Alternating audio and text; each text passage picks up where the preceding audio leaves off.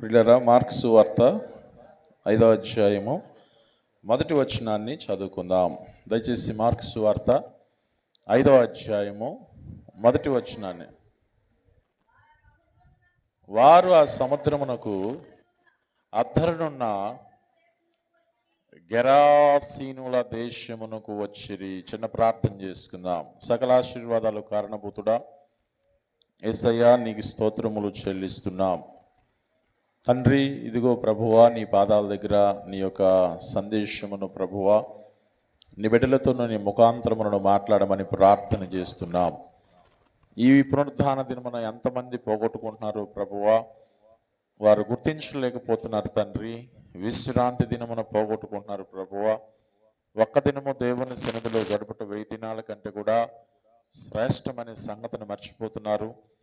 దావీదు భక్తుడితో ప్రజలు అంటున్నారు, ప్రభువా యెహోవా మందిరమునకు వెళుదుము రండని జనులు మాతో చెప్పినప్పుడు మేమెంతో సంతోషించుతామని బైబిల్లో చెప్పి ఆయన పరుగు పరుగున నీ మందిరములోనికి వెళ్ళినట్లుగా మేము చూడగలుగుతున్నాం. నీ బిడ్డలు కూడా తండ్రి త్వరపడి సిద్ధపడి, ఎందుకంటే సమయం అంటే సమయానికి దేవుని ఆలయంలోనికి రాగలిగిన బిడ్డలుగా దీవించమని మేము ప్రార్థన చేస్తున్నాం.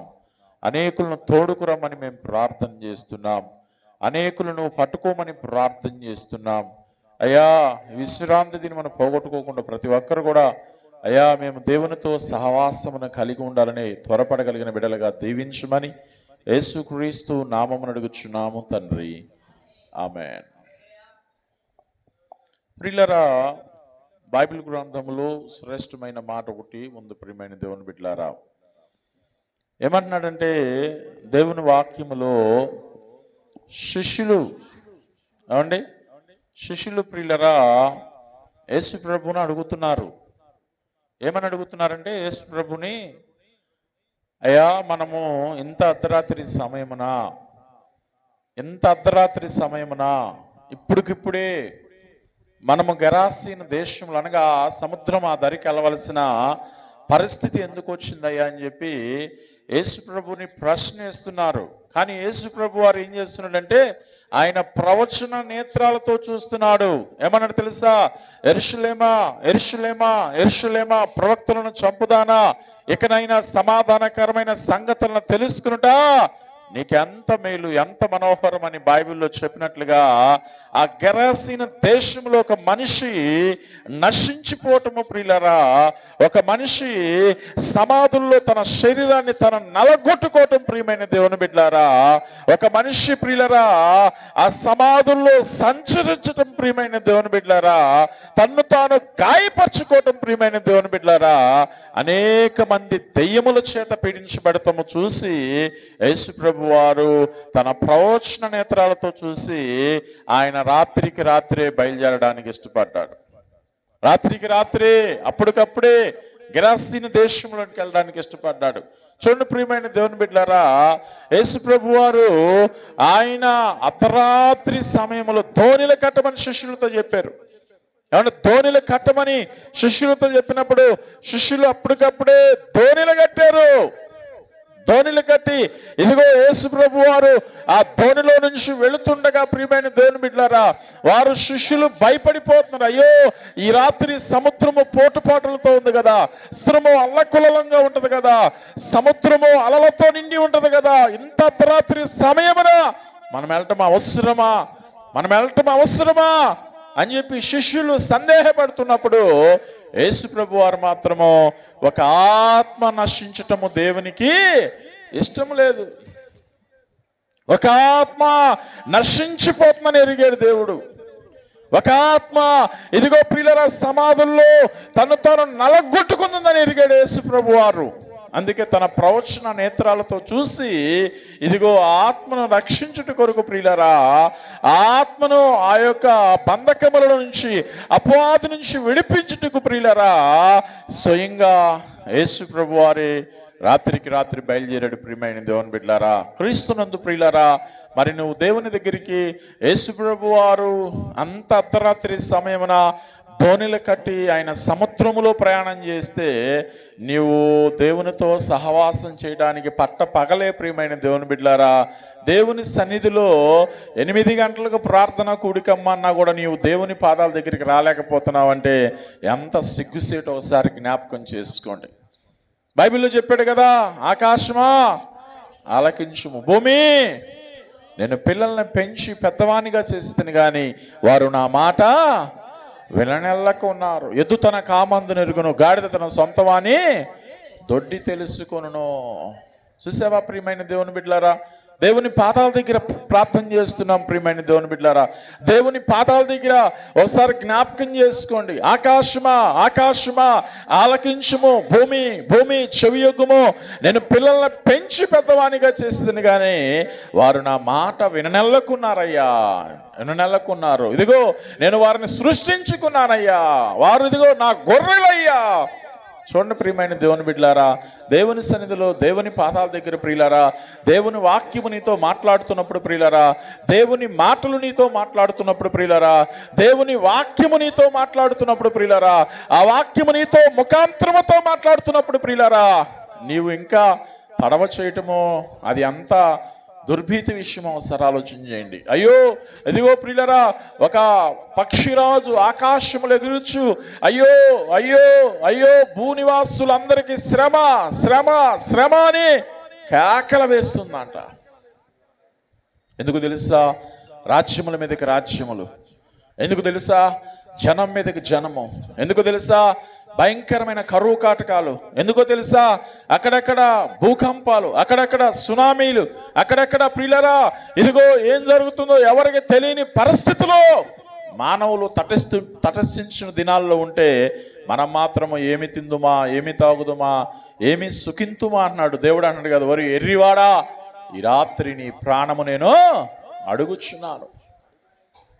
ఇవన్నీ సంపాదించిన ఉపయోగం ఏముందరా?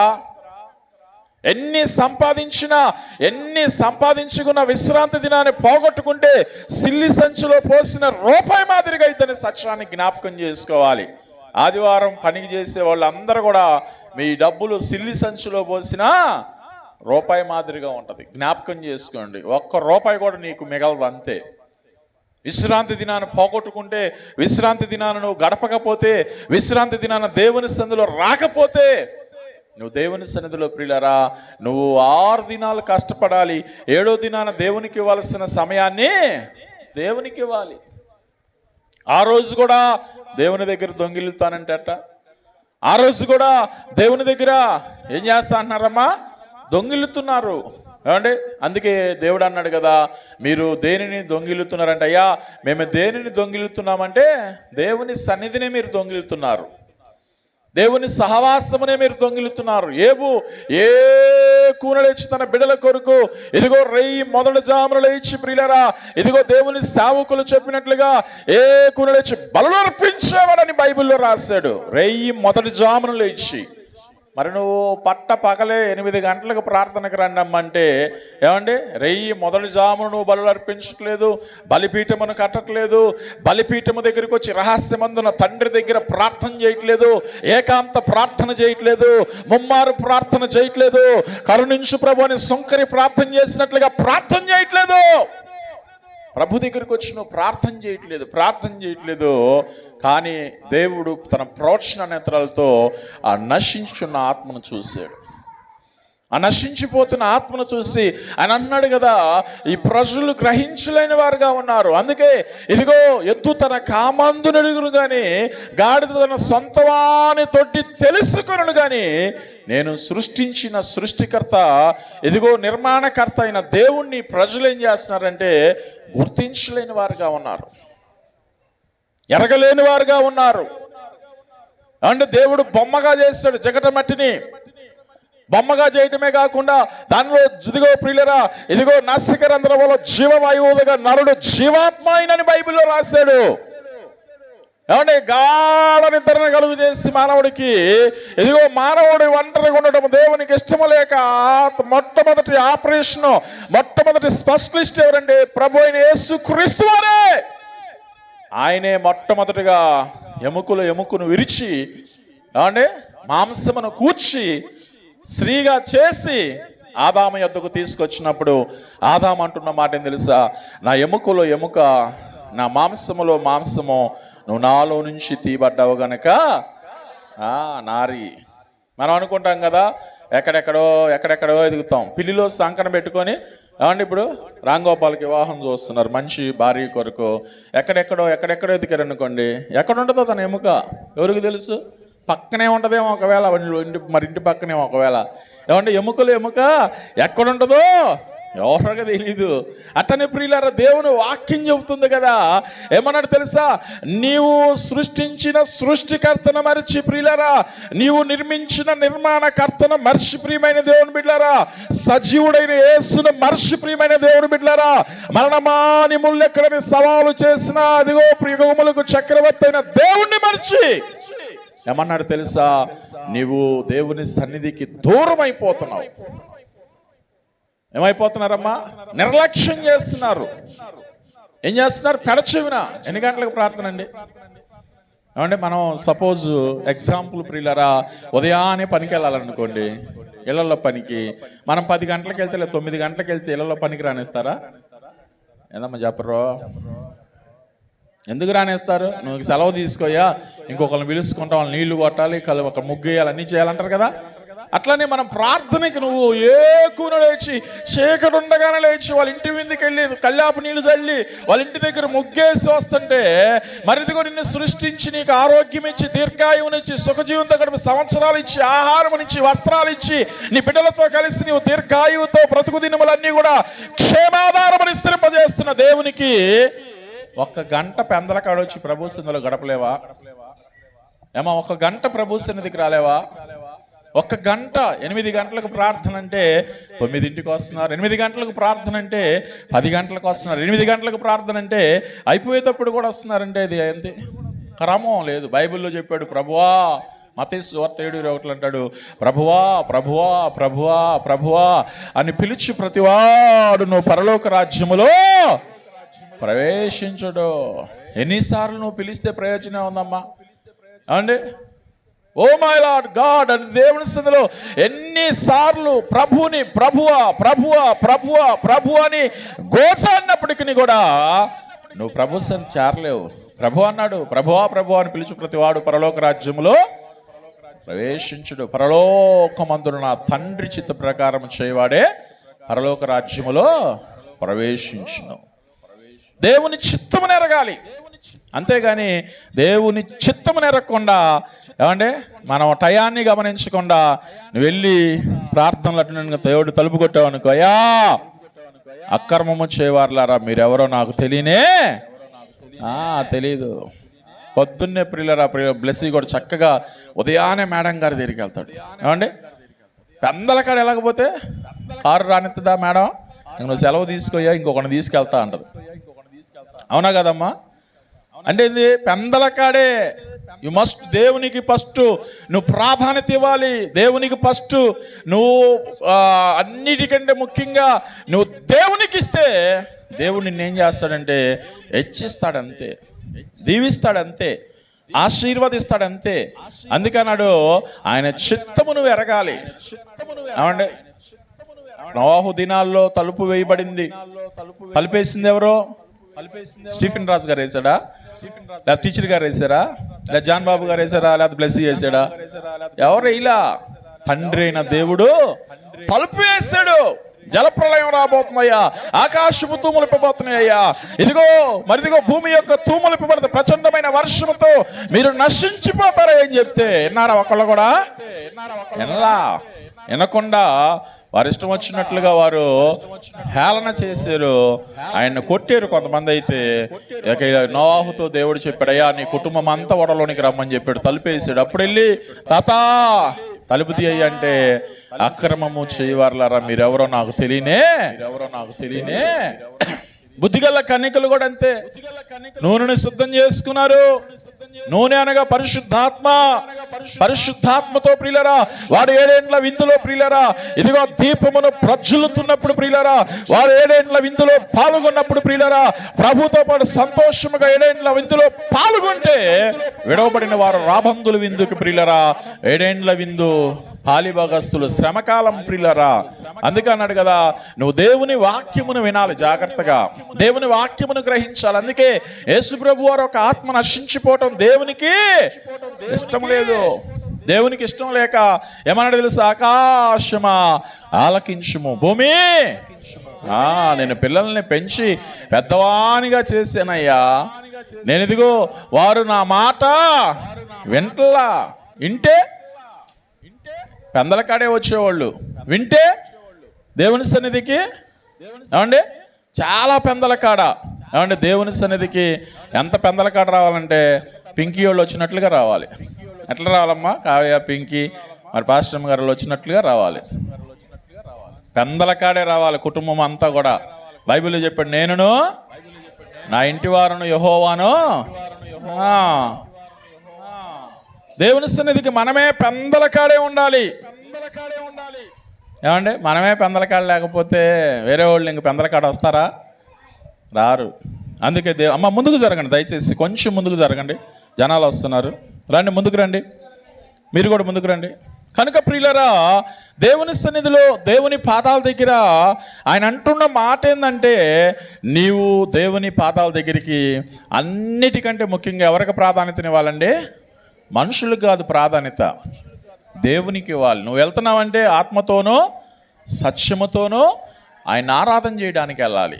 అంతేగాని మనము ఎట్లా పడితే అట్లా వెళ్ళకూడదు ప్రార్థనకి. ఏదో ఆదివారం వెళ్ళాలి, పాస్టర్ గారు వెళ్ళకపోతే ఊరుకోడు అన్నట్లుగా కాదు. నువ్వు ఆత్మతో సత్యముతో ఆయన ఆరాధన చేయడానికి రావాలి. యేసు ప్రభు వారు నేను వెళ్ళకపోతే ఏమైతులే, నేను వెళ్ళకపోతే ధోని ఎక్కపోతే ఈ రాత్రి అర్ధరాత్రి సమయంలో ధోనిలు కట్టకపోతే ఏమైతులే అనుకున్నాడా? అనుకోలా. రాత్రికి రాత్రే ధోనిలు కట్టించాడు. రాత్రికి రాత్రే ప్రియులరా ఆయన గెరాసీను దేశంలో అడుగు పెట్టగానే, ఎక్కడ అడుగు పెట్టగానే? గెరాసీను దేశంలోనికి ధోని దిగగానే దెయ్యాలు పట్టిన మనుషులు, సర్వోన్నతుడా దేవుని కుమారుడా నాతో నీకేం పలయని పరిగెత్తుకుంటూ వచ్చాయి. ఎవరు పడితే వాళ్ళు లక్ష్య నిక్షేపణ చేయకూడదు. చేశారనుకోండి ఏం చేస్తాయమ్మా? పౌలు ఎవరో మాకు తెలీదా, శీల ఎవరో మాకు తెలీదా, ఎక్కడి నుంచి జెండా చెట్టు దాకా తరిమి కొడతాయి దెయ్యాలు. అండి రాజకుమారులను కొట్టినలేవా? రాజకుమారులు వెళ్ళి అక్షయ నిక్షేపం చేయడానికి చేతులు పెట్టారేమో, వారిని తరిమి చొక్కాలు చిరిగిపోయేటట్టు కొట్టినాయి దెయ్యాలు. అందుకే దెయ్యాల దగ్గర ఆయన అంటాడు, పిడి సుందరరావు గారు, దేవునితో మాట దెయ్యాలతో ఆట.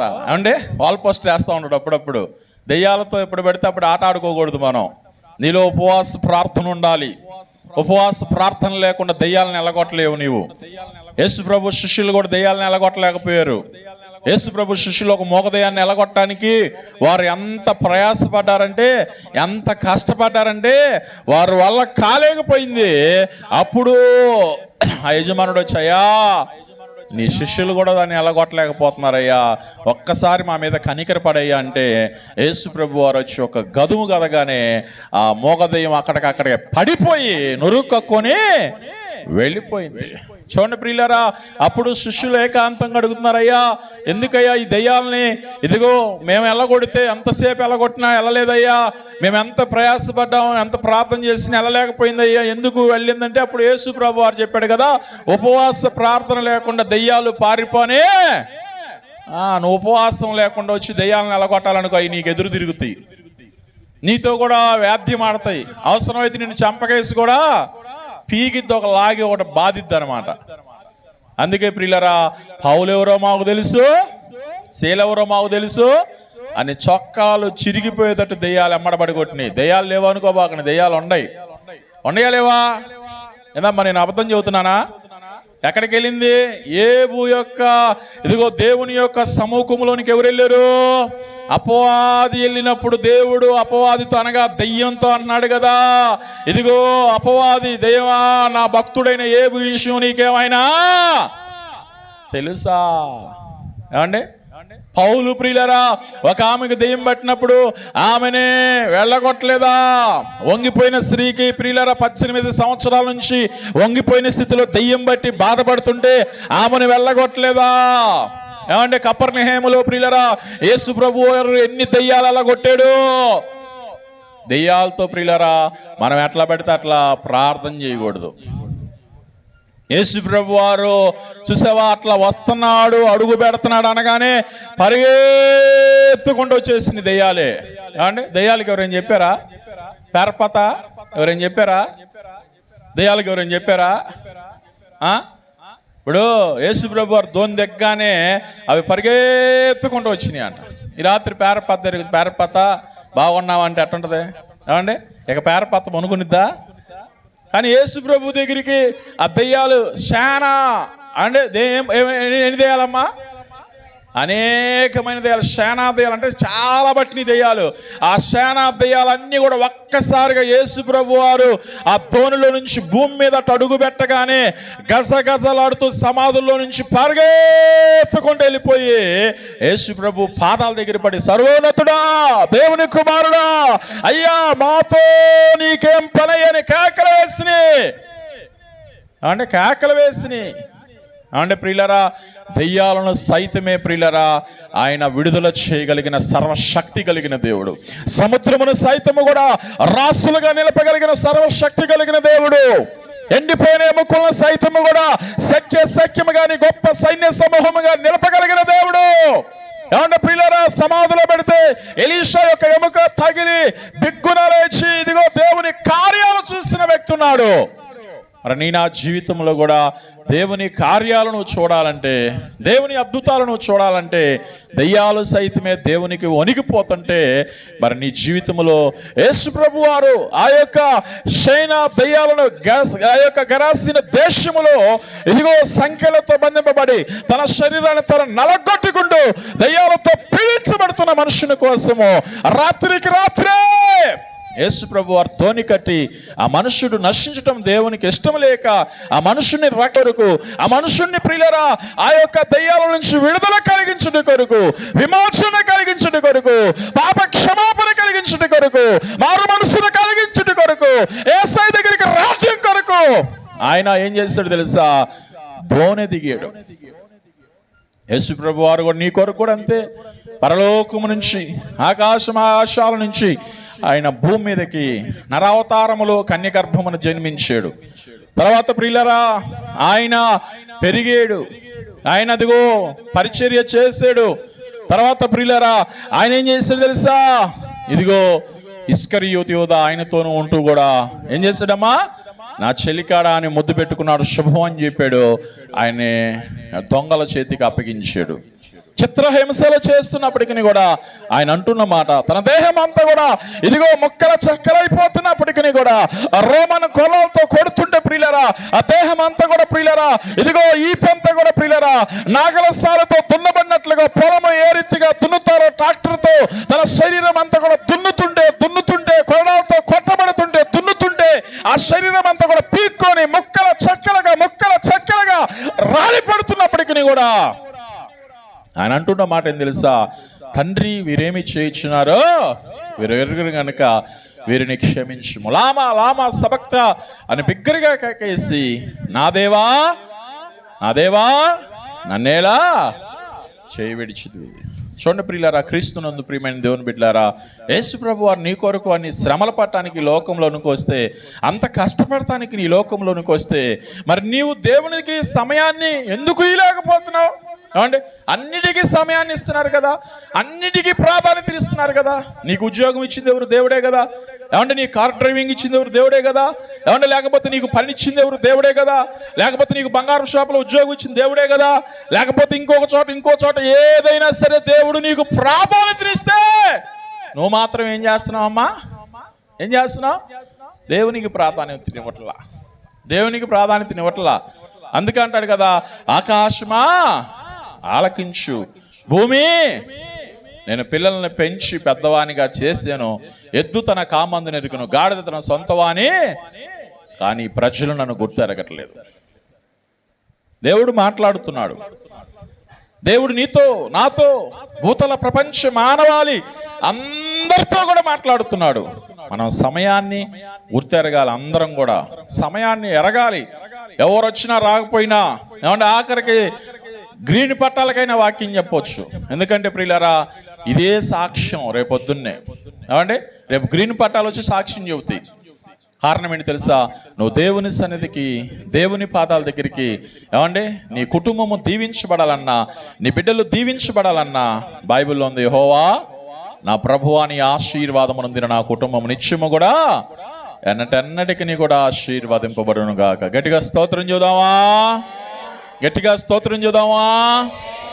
నేను క్రీస్తుతో కూడా సిల్వ వేయబడి ఉన్నాను, నేను క్రీస్తుతో కూడా సిల్వ వేయబడి ఉన్నాను. గల్తీ 22. నేను క్రీస్తుతో కూడా సిల్వ వేయ ఇక జీవించువాడను నేను కాను, క్రీస్తు నాయందు జీవించుచున్నాడు. నేనెప్పుడు శరీరమందు జీవించుచున్న జీవితము,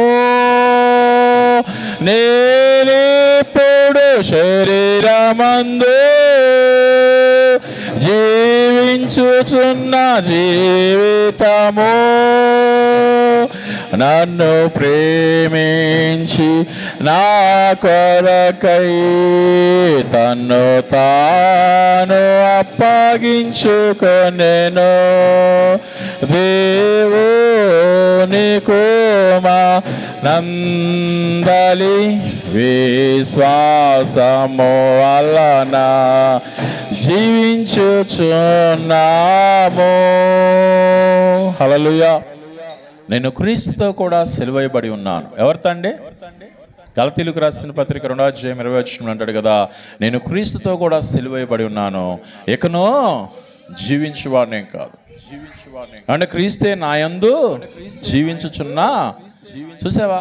యేసు క్రీస్తు ప్రియులరా తాను, ఇదిగో ప్రియులరా, తను తాను సమర్పణ చేసుకోవడానికి కూడా, తనకున్న సమస్తమును కూడా పెంటగా ఎంచుకోవడానికి కూడా ఎనదీయలేదంట. అందుకే యేసు ప్రభు వారు ఆత్మ కోసము ప్రియులరా, యేసు ప్రభు వారు 99 గొర్రెలను విడిచిపెట్టినట్లుగా, ఒక కుంటి గొర్రె కోసం ప్రయాసపడినట్లుగా, ఇదిగో ప్రియులరా, ఇదిగో మనము ఆ వెతికినట్లుగా, చూడండి ప్రియులరా, ఆ యొక్క తప్పిపోయిన కుమారుడు వచ్చే అంతవరకు ఆ తండ్రి ఎదురు చూసినట్లుగా ప్రియులరా, నీ నా జీవితంలో కూడా ఏమండి ఆ గెరాసీన దేశంలో ఉన్న వేల దయ్యములతో పీడించబడుతున్న ఆ మనుషుని యొక్క ప్రియులరా, ఇదిగో విడుదల ప్రభువు కలుగు చేయుట కొరకు ఇష్టపడ్డాడు. ఏమండి అవన్నీ కూడా ఒక్కసారిగా యేసు ప్రభు వారు ఆ సముద్రములో అవన్నీ కదా, అయ్యా మమ్మల్ని పందుల్లోనికి పంపించు. ఎక్కడ పంపించాలి? ఎందమ్మా చెప్పరు? పందుల్లోనికి. అందుకే పంది మాంసం తొందరగా తినరు దేవుని బిడ్డలో. కారణం ఏంటంటే పందుల్లోనికి ఏమండి అమ్మా, చాలా దయ్యాలు వెళ్ళిపోయినాయి. ఏమండి అందుకే పందుల్లోకి పంది మాంసం తినరు. తిన్నారంటే వాళ్ళు కూడా ఏమైపోతారమ్మా? అపవాది. అంతే, ఇక అపవాది సంబంధులే. అందుకే మనము ఏ సంబంధమై ఉండాలంటే భూ సంబంధమైన వారం కాకుండా పర సంబంధమైన వారమై ఉండాలి. ఏమండి అందుకే దేవుని వాక్యం చెప్తుంది కదా, అవన్నీ కూడా యేసు ప్రభు వారు ఆ అడుగు పెట్టగానే పరిగెత్తుకుంటూ వచ్చి ఆయన బతిమలాడుకున్నాయి. అయ్యా మమ్మల్ని అదిగా పందుల్లోనికి పంపించాయి అంటే దేవుడు అన్నాడు, వాటిని గద్దించినప్పుడు అవన్నీ కూడా పందుల్లో వెళ్ళిపోయి కొన్ని వేల పందులు చనిపోయినాయి అని బైబిల్లో రాశాడు. గట్టిగా స్తోత్రం చూద్దామా? అందుకే ప్రియా దేవుని బిడ్డలారా, ఇదిగో యేసు ప్రభు వారు ఎందుకు ఆ రాత్రి అర్ధరాత్రి సమయంలో ధోనిలు కట్టాడంటే, ఒక ఆత్మ నశించటము దేవునికి ఇష్టం లేక. మార్క్స్ వార్త 5లో ఏమండి ఆయనకి ఇష్టం లేకే రాత్రికి రాత్రే ధోనిలు కట్టించాడు. అంటే ఒక ఆత్మ నశించిపోతుందంటే, ఒక ఆత్మ ఆపదలో ఉందంటే, ఒక ఆత్మ కష్టంలో ఉందంటే, అది అర్ధరాత్రి అయినా సరే దయ్యములతో పీడించబడుతున్నప్పటికీ కూడా ఒకసారి ప్రియులరా కరెక్ట్గా ఒకసారి ఆన్లైన్కి వెళ్ళొచ్చాము. అప్పుడే వెళ్ళొచ్చి ప్రియులరా ఇంటికి వచ్చి మంచి ఆకలి అవుతుందని చెప్పి అన్నంలో ప్లేట్లో అన్నం వేసుకుని కూర్చోగానే కోనేటి పక్క నుంచి ఒకళ్ళు వచ్చి, అయ్యా దెయ్యం పట్టింది, చాలా ఇబ్బంది పెడుతున్నారు అయ్యా అని చెప్పగానే ఇక అప్పటికప్పుడు లేచి వెళ్ళి అక్కడ ప్రార్థన చేసేళ్ళకి దగ్గరికి ఎంత అయిందమ్మా? 3 అయింది. ఏమండి ఎన్ని గంటలకు వచ్చాము? 12:30కు వచ్చాము. వాళ్ళ దగ్గరికి వెళ్ళి ప్రార్థన చేసి ఆమె ఆ దెయ్యాన్ని వెళ్ళగొట్టేలకే ప్రియులరా దగ్గరికి ఎంత అయిందంటే 3 గంటలైంది. చూడండి ప్రియులరా, అంటే కారణం ఏంటంటే కొన్ని మొండి దెయ్యాలు ఉంటాయి, వెళ్ళిపోతాయి. వెళ్తున్నా అంటాయి, వెళ్ళకుండా అక్కడే తెస్తేస్తాయి. మళ్ళీ వెళ్ళినట్టు అట్లా వెళ్తే అట్లా వచ్చేస్తాయి. అందుకే అన్నాడు ప్రియులరా, మన పరిశుద్ధతను మనం ఎప్పుడు కూడా ఏం చేయాలమ్మా? కాపాడుకోవాలి. ఏం పరిశుద్ధతను కాపాడుకోవాలి? ఏందండి పరిశుద్ధతను కాపాడుకోవాలి. రాంగోపాల్, ఏం పరిశుద్ధతను కాపాడుకోవాలి మనం? ప్రతిరోజు కూడా దివారాత్రములు దానిని ధ్యానించిన వాడు ధన్యుడు, అతను నీటి కాలంలో ఎవరినో నాటబడిందా ఆకువాడికి తన కాలమందు ఫలమిచ్చు. అలా ఉండలేదు అనుకోండి, వెళ్ళిపోయింది దెయ్యం. అసలు నా ఇల్లు ఎట్టుంది? అసలుకి నా ఇల్లు బాగుందా లేదా? ఇప్పుడు కొన్ని రోజులు మన ఇంటికి తాళం వేసాం అనుకోండి, మన ఇల్లు ఎట్టుంటుంది? డస్ట్ బట్టి, బూజు బట్టి, చెతల బట్టి కొన్ని ప్రాంతాలని పాడైపోయి ఉంటాయి, అవునే కదా? అట్లానే ప్రియులరా, నువ్వు దేవునితో సహవాసం చేయకపోతే, దేవుని వాక్యాన్ని చదవకపోతే, ఏకాంత ప్రార్థన లేకపోతే, ముమ్మారు ప్రార్థన లేకపోతే, తండ్రి సన్నిధిలో ప్రార్థన లేకపోతే నీ హృదయం కూడా ఏమైపోయిందంటే పిల్లరా లోకానికి దారితీసిద్ది.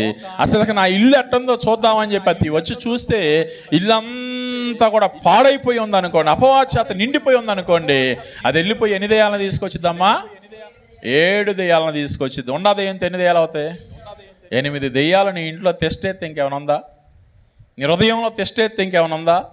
అందుకే మన హృదయాన్ని ఎలా ఉంచుకోవాలంటే, ఇదిగో హృదయం అనే తలుపునతో నేను నుంచొని తట్టుచున్నాను, ఎవరైనా నా తలుపు మరండి నా స్వరమిని తలుపు తీసినట్టయితే వారు నాతో, నేను వారితో ఏం చేస్తామమ్మా? భోజనం చేయి.